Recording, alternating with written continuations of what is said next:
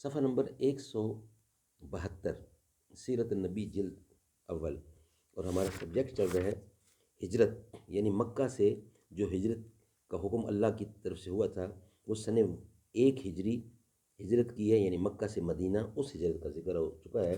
اس کے ہم 3 ویلاگ بیان کر چکے ہیں، یہ چوتھا ویلاگ ہے، یہ آپ کی خدمت میں حاضر ہے۔ اردو زبان میں سرور عالم صلی اللہ علیہ وسلم کی سیرت پر جامع ترین کتاب سیرت النبی، علامہ شبلی نعمانی رحمۃ اللہ، علامہ سید سلیمان ندوی رحمۃ اللہ۔ اعوذ باللہ السمیع العلیم من الشیطان الرجیم، بسم اللہ الرحمن الرحیم، الحمد للہ رب العالمین والصلاة والسلام علی رسولہ محمد وعلی آلہ واصحابہ اجمعین۔ قریش نے اشتہار دیا تھا کہ جو شخص محمد رسول اللہ صلی اللہ علیہ وسلم یا ابو بکر کو گرفتار کر کے لائے گا، اس کو ایک خون بہا کے برابر یعنی 100 اونٹ انعام دیا جائے گا۔ سراقہ بن جوشم نے سنا تو انعام کے لالچ میں نکلا۔ عین اس حالت میں کہ آپ روانہ ہو رہے تھے، اس نے آپ کو دیکھ لیا اور گھوڑا دوڑا کر قریب آ گیا، لیکن گھوڑے نے ٹھوکر کھائی، وہ گر پڑا۔ ترکش سے فال کے تیر نکالے کہ حملہ کرنا چاہیے یا نہیں، جواب میں نہیں نکلا، لیکن 100 اونٹوں کا گراں بہا معاوضہ ایسا تھا کہ تیر کی بات مان لی جاتی۔ دوبارہ گھوڑے پر سوار ہوا اور آگے بڑھا۔ اب کی بار گھوڑے کے پاؤں گھٹنوں تک زمین میں دھنس گئے۔ گھوڑے سے اتر پڑا اور پھر فال دیکھی، اب بھی وہی جواب تھا، لیکن مکرر تجربہ نے اس کی ہمت پست کر دی اور یقین ہو گیا کہ یہ کچھ اور آثار ہیں۔ چنانچہ آن حضرت صلی اللہ علیہ وسلم کے پاس آ کر قریش کے اشتہار کا واقعہ سنایا اور درخواست کی کہ مجھ کو امن کی تحریر لکھ دیجیے۔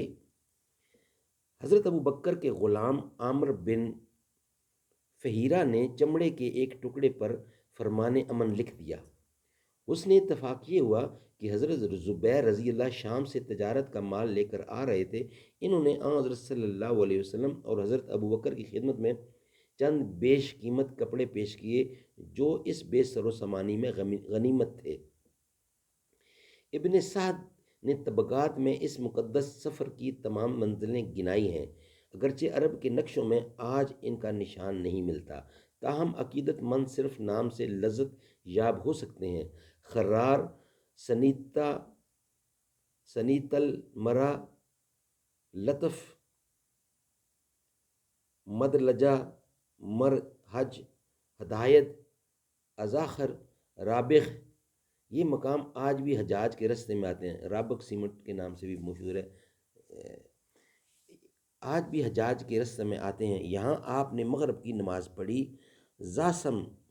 زاسلم، اشانیہ، کہا، ارج، جدوات، رکوبتہ، عقیق، حجاتہ۔ تشریف آوری کی خبر مدینہ میں پہلے پہنچ چکی تھی۔ تمام شہر ہما تن چشم انتظار تھا۔ معصوم بچے فخر اور جوش میں کہتے تھے پیغمبر صلی اللہ علیہ وسلم آ رہے ہیں۔ لوگ ہر روز تڑکے سے نکل کر شہر کے باہر جمع ہوتے اور دوپہر تک انتظار کر کے حسرت کے ساتھ واپس چلے جاتے کہ ایک دن انتظار کر کے واپس جا چکے تھے کہ ایک یہودی نے قلعہ سے دیکھا اور قرآن سے پہچان کر پکارا کہ اے اہل عرب، لو تم جس کا انتظار کرتے تھے وہ آ گیا۔ تمام شہر تکبیر کی آواز سے گونج اٹھا۔ انصار ہتھیار سج کر بے تابانہ گھروں سے باہر نکلے۔